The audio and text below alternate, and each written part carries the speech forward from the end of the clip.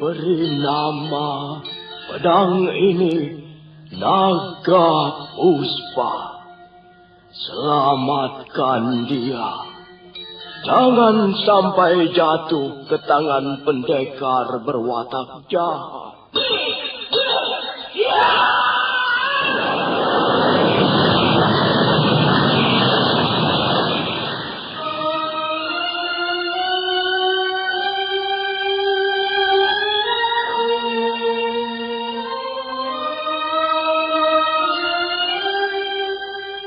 Tutur Tinula.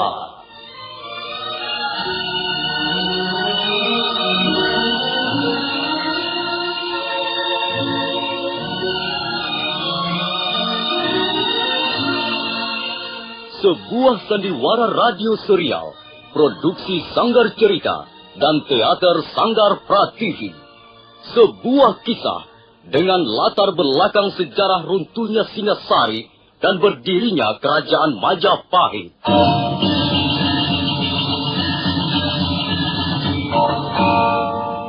Sandiwara ini didukung oleh pemain-pemain radio yang sudah ternama. Ferry Fadli, Ivone Rose, dan Eli Ermawati.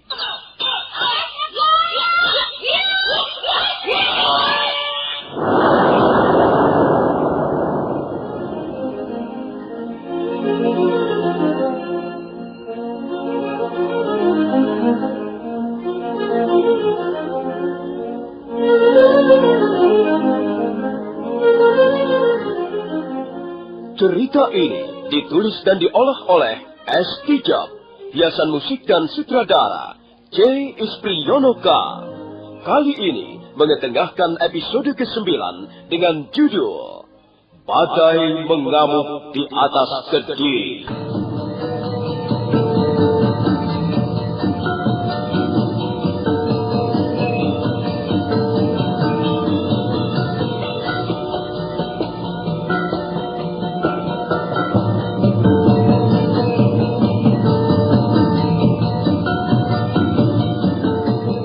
Dalam seri ke-270 ini, didukung oleh para pemain, Heri Stiono sebagai Dias Sanggrama Wijaya, Rusli sebagai Rangga Lawe, Nusri Nurdin sebagai Lembu Sora, Kasdu Dewa sebagai Rapodang, Ivone Rose sebagai Sakawuni, Ferry Fadli sebagai Arya Kamandanu, Masono sebagai Arya Wiraraja, Idris Apandi sebagai Ramapati, dibantu oleh Rizdiantoro, dan Asdi Suhastra pembawa cerita. Selamat menikmati.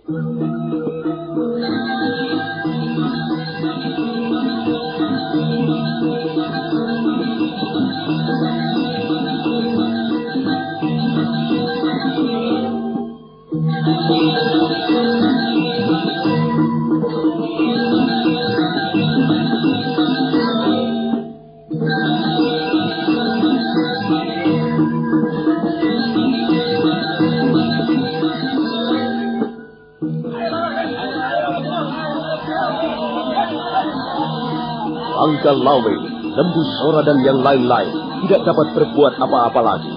Akhirnya mereka membiarkan saja orang-orang desa yang tidur di dalam gubuk ataupun di luar gubuk terbangun. Suasana menjadi gaduh riuh. Mereka semuanya terkejut mendengar salah seorang temannya berteriak melihat kehadiran Dias Sanggrama Wijaya. Memang sudah sejak tiba di pinggiran desa Majapahit, mereka sangat ingin bertemu dengan Ratu Gusti. Coba suruhlah agar mereka tenang, Kakang Rangga Lawe. Baik, Gusti. Tenang semuanya! Tenang! Jangan ribut-ribut seperti pasar malam. Semuanya, saya minta tenang. Ayo, berdiri dengan tertib. Jangan berdesak-desak begitu. Gusti Sanggrama Wijaya ingin berbicara langsung dengan kalian. Nah, silakan Gusti. Terima kasih, Kakang Rangga Lawe. Dengar baik-baik. Aku adalah Dias Sanggrama Wijaya. Aku sengaja datang ke tempat ini untuk melihat dari dekat keadaan kalian. Aku benar-benar merasa sangat terharu melihat ketulusan hati kalian. Untuk itu, aku mengucapkan terima kasih yang sebesar-besarnya. Hidup Gusti Sanggrama Wijaya! Hidup Gusti Sanggrama Wijaya! kasih saudara-saudaraku semuanya. Ketulusan kalian, semangat pengabdian kalian, dan kesederhanaan kalian sangat menggugah hatiku. Sekarang aku benar-benar sadar bahwa ternyata kehadiran Majapahit sudah sejak lama dinanti-nantikan orang. Tapi sebenarnya aku ingin tahu, apa tujuan kalian datang ke Bedukuan Majapahit ini? Coba kau. Iya, yang berdiri paling ujung itu. Coba kau menjadi wakil mereka. Jawablah pertanyaanku tadi. Untuk apa kau datang berbondong-bondong ke Bedukuan Majapahit? Kami semua datang untuk membantu perjuangan Gusti Sang Ramawijaya. Kami ingin berperang di pihak Gusti Sang Ramawijaya melawan bala tentara asing. Kalian adalah rakyat biasa. Kalian bukan prajurit. Apa kalian tidak takut melawan bala tentara asing yang jumlahnya cukup banyak itu? Dan mereka rata-rata mempunyai kemampuan bela diri yang tinggi. Tidak, Gusti Sang Ramawijaya.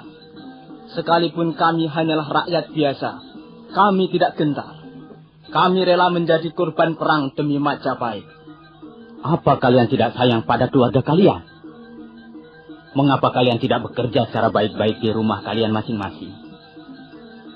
Banyak hal-hal yang kalian bisa kerjakan, yang lebih bermanfaat daripada ikut berperang bersama kami. Ampun, Gusti Sang Ramawijaya. Kami semua sudah bertekad untuk ikut bertempur melawan musuh. Nanti, setelah pertempuran selesai dan kemenangan di pihak Majapahit, barulah kami akan kembali ke desa kami masing-masing untuk bekerja seperti biasa. Sekarang ini, kami ingin ikut ambil bagian dalam pertempuran mengusir tentara asing, Gusti. Paman Lembusora, bagaimana Paman? Agaknya kita tidak bisa mencegah keinginan mereka lagi, Paman. Benar, Gusti. Kalau mereka sudah mau datang jauh-jauh kemari dan tidur dalam keadaan seperti ini, makan apa adanya, hal itu bisa jadi bukti bahwa mereka mempunyai tekad yang sangat besar. Kita tidak mungkin lagi mencegah mereka, Gusti. Iya. Saudara-saudaraku semuanya, sekali lagi kuberikan peringatan pada kalian. Kami tidak pernah mengundang kalian ke Bedukuan Majapahit ini. Memang sebentar lagi kami semua, prajurit-prajurit Majapahit, akan segera terlibat dalam peperangan besar melawan bala tentara asing. Tapi kami sudah bertekad akan mengemban sendiri tugas penting ini. Kami tidak bermaksud melibatkan kalian, rakyat kecil. Karena itu, kalau kalian mau menuruti kata-kataku, dan ini demi kebaikan kalian sendiri, lebih baik kalian kembali saja ke desa kalian masing-masing. Terima kasih atas perhatian kalian dan pengertian kalian. Ampun, Gusti Sang Ramawijaya. Janganlah Gusti berkata begitu.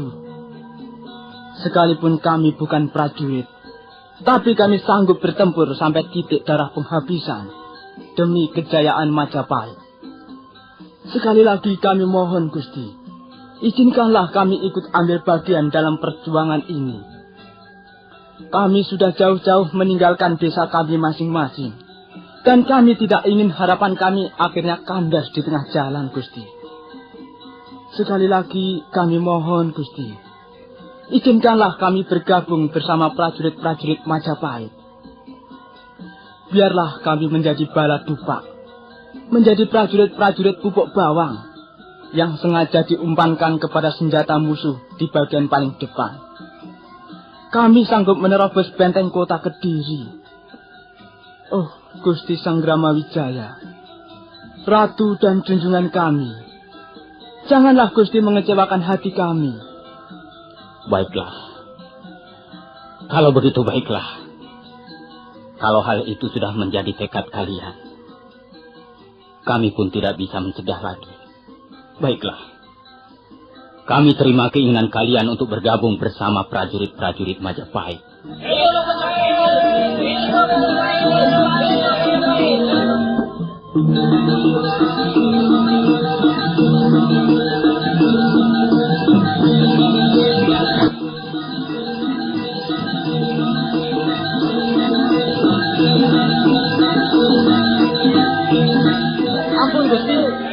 Hamba ingin melaporkan sesuatu, Gusti. Ada apa, Rapoda? Apa yang ingin kau sampaikan padaku? Tuan Arya Kamandanu dan Nini Sakawuni sudah kembali dari Bukit Penampihan. Mereka sekarang menunggu di rumah kediaman Gusti Sang Ramawijaya. Syukurlah. Apa hanya itu yang ingin kau sampaikan padaku? Ampun, Gusti. Tuan Arya Kamandanu dan Nini Sakawuni datang dengan kurang lebih 500 orang warga desa. Apa? 500 orang warga desa? Iya, benar, Gusti.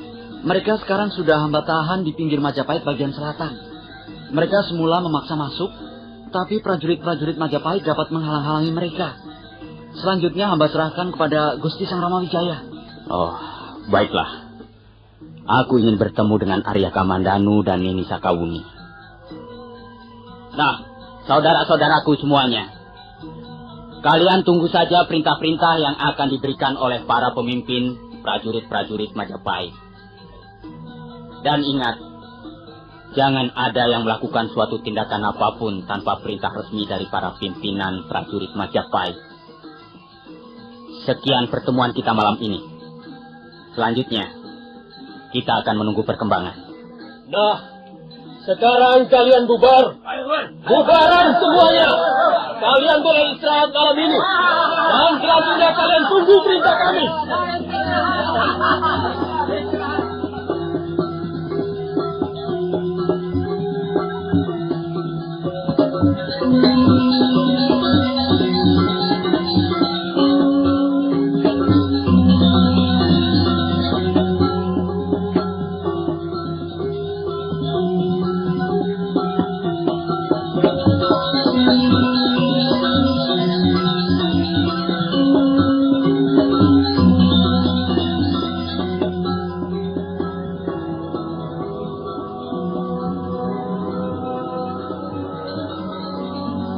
Iya, aku ikut bela sungkawa atas kematian orang tuamu Sakawuni. Kakang Banyak Kapuk sangat besar jasanya dalam membangun Padukuhan Majapahit. Kita semua merasa sangat kehilangan. Kakang Banyak Kapuk dapat diteladani pribadi maupun sikapnya. Dia adalah seorang pembesar yang tidak silau oleh pangkat, kedudukan, ataupun harta benda. Pengabdiannya dilaksanakan dengan kemurnian hati dan tanpa pamrih. Terima kasih Gusti Sang Ramawijaya. Terima kasih atas penghormatan Gusti terhadap ayah hamba. Sekarang aku ingin bertanya padamu, Kamandanu. Bagaimana dengan orang-orang desa yang kau bawa serta itu? Ampun, Gusti. Semula hamba berusaha untuk mencegah mereka. Tapi usaha hamba ternyata sia-sia. Keinginan mereka sangat berkobar-kobar untuk ikut bergabung bersama Gusti Sang Ramawijaya di Majapahit. Akhirnya hamba terpaksa membawa mereka. Iya, kalau begitu jumlah mereka semakin banyak. Dan jumlah mereka saya kira setiap hari akan semakin bertambah banyak. Hal ini tentu akan merepotkan kita juga, Gusti. Benar, Paman Nembusora. Mau tidak mau kita harus memikirkan mereka juga. Tuan Wiraraja. Oh, iya, Gusti. Sekarang saya ingin membicarakan perihal rencana penyerbuan ke kota Kediri bersama Tuan. Juga bersama kalian yang lain. Kalau rencana ini sudah matang, kita tinggal melaksanakannya saja. Lalu bagaimana rencana Tuan? Tuan pernah berkata bahwa Tuan mempunyai siasat yang jitu untuk melumpuhkan bala tentara Tartar. Sebelumnya, marilah kita lihat peta kota Kediri dulu, Gusti. Arya Wiraraja kemudian membuka gulungan sebuah peta yang digambar di atas daun lontar. Nampak di dalam peta, istana Kediri yang dikelilingi oleh benteng. Juga nampak jalan-jalan di sekitar kota Kediri. Sebaiknya kita menjalankan siasat demikian, Gusti. Adil Mbusoro dan Ronggolawe akan menyamar sebagai dua orang putri boyongan, Gusti. Oh, iya. Aku ingat, Tuan. Aku memang pernah berjanji untuk memberikan dua orang putri boyongan kepada Panglima Tartar. Iya, benar, Gusti. Adil Mbusoro dan Ronggolawe akan duduk di dalam tandu yang dipikul 8 orang prajurit. Mereka akan masuk melalui benteng kota Kediri yang hamba kira sampai sekarang belum diperbaiki. Artinya, mereka masuk melalui pintu gerbang depan, Gusti. Apakah mereka perlu dikawal, Tuan Wiraraja? Oh, mereka cukup dikawal 200 orang prajurit Adi Ramapati. Hal ini supaya tidak mencurigakan. Sementara itu, 500 orang prajurit diam-diam berusaha memasuki benteng di bagian pintu belakang. Sedangkan 500 orang prajurit diam-diam mengikuti Adi Lembusoro dan Ronggolawe. Mereka bisa bersembunyi menempel pada dinding benteng. Adi Lembusoro dan Ronggolawe harus bersiap siaga dengan senjatanya masing-masing. Adi Lembusoro harus mengenakan pakaian wanita. Demikian juga Ronggolawe. Mereka akan duduk di dalam tandu. Dan selanjutnya mereka yang akan memberikan aba-aba untuk mengadakan penyerbuan, Gusti. Lalu, bagaimana dengan rakyat jelata itu, Kakang Wiraraja? Oh, mereka bukan prajurit. Kasihan kalau mereka harus menjadi korban peperangan. Sebaiknya mereka ditempatkan di garis belakang. Kehadiran mereka saya kira ada manfaatnya juga. Paling tidak, bala tentara Tartar akan memperhitungkan lain dengan melihat jumlah kita yang begitu banyak. Mereka tidak akan tahu sama sekali bahwa sebenarnya sebagian besar dari kita hanyalah rakyat biasa. Oh, baiklah Tuan. Saya kira rencana Tuan cukup bagus. Lalu bagaimana dengan prajurit-prajurit yang lain dan para pemimpinnya? Kebu Anabrang, Gajah Biru, dan Retrian Demung, hamba kira sebaiknya ditempatkan di bagian sayap kiri barisan. Kemudian Nambi, Rapodang, dan Rawuridan biarlah memimpin prajurit-prajurit dari pesisir pantai Madura. Selanjutnya, Gusti Sanggrama Wijaya sendiri sebaiknya berada tidak jauh dari Adi Lembusoro dan Ronggolawe. Nah, Gusti Sanggrama Wijaya, kalau seandainya rencana hamba ini dapat dilaksanakan dengan baik, tanpa halangan yang berarti, hamba kira tidak terlalu sukar untuk menundukkan bala tentara Tartar. Apalagi sekarang ini, mereka sedang mabuk kemenangan. Mereka pasti akan lengah, Gusti. Pada saat mereka tengah berbincang-bincang, mendadak Rapodang dan Rawuridan datang menghadap.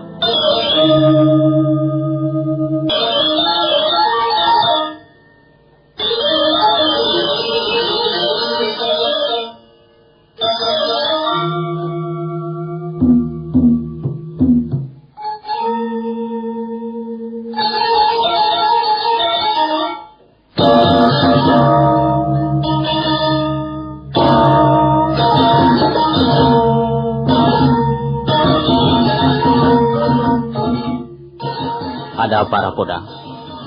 Kalian membawa berita penting. Ampun, Gusti. 10 orang telik sandi yang kita kirim ke kota Kediri sudah kembali. Oh, keterangan apa yang berhasil mereka kumpulkan, Rapodang?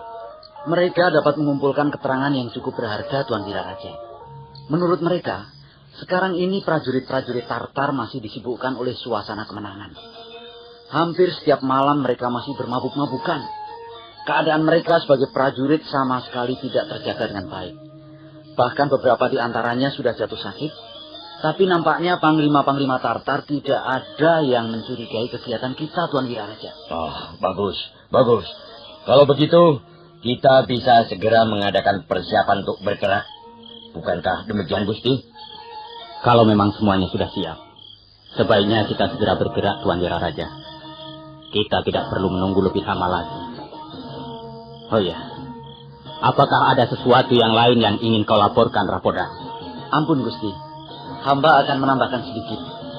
2 hari yang lalu, 3 orang telik sandi melaporkan bahwa persiapan kita di Majapahit nampaknya sudah bocor ke tengah-tengah masyarakat luas. Ada banyak warga desa berbondong-bondong menuju Majapahit untuk bergabung bersama Gusti Sang Ramawijaya. Oh, kalau begitu, keadaan kita bisa menjadi terpojok, Gusti. Sebaiknya Gusti segera merencanakan untuk menentukan hari penyerbuan. Oh, baiklah. Saya kira kita memang harus segera bergerak. Baiklah, kita mengadakan persiapan dulu serapi-rapinya. Kemudian 3 hari yang akan datang, kita berangkat ke kota Kediri.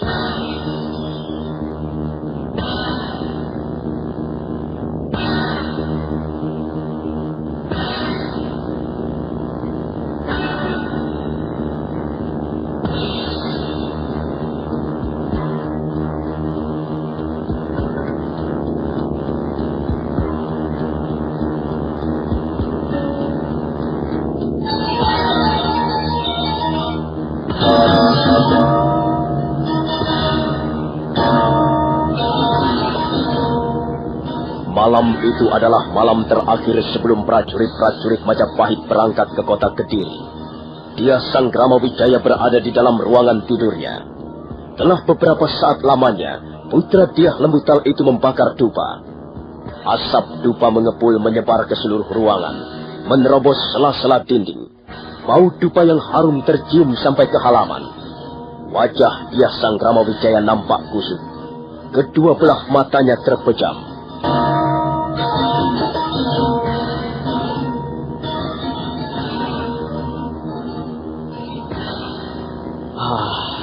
Sang Hyang Widi. Oh, para leluhur Singasari, Ramanda Prabu Kertanegara, Ramanda Diah Lembutal, Kakek Enda Nara Singamurti. Dengarkanlah permohonanku ini. Hari yang menentukan akan segera tiba. Hamba berikut seluruh warga Pedukuhan Majapahit akan berjuang mengangkat senjata melawan bala tentara asing. Hamba mohon doa restu. Kabulkanlah permohonanku ini, ya Sang Hyang Widi. Dan selanjutnya, hamba serahkan segala-galanya di bawah kebesaran, di bawah kekuasaanmu yang tiada batas.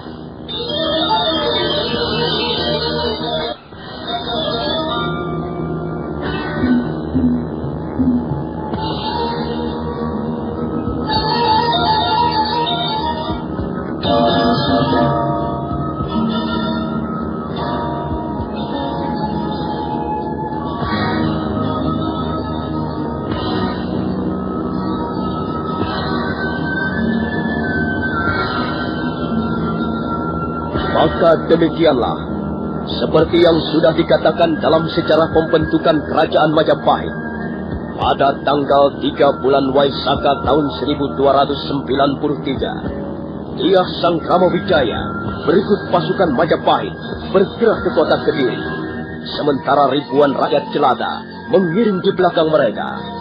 Nah, saudara pendengar, bagaimanakah kisah selanjutnya? Apakah akhirnya Diah Sang Gramawijaya akan berhasil mengusir bala tentara Tartar? Saudara pendengar, silakan mengikuti episode berikutnya yang berjudul Pemberontakan Ranggalawe.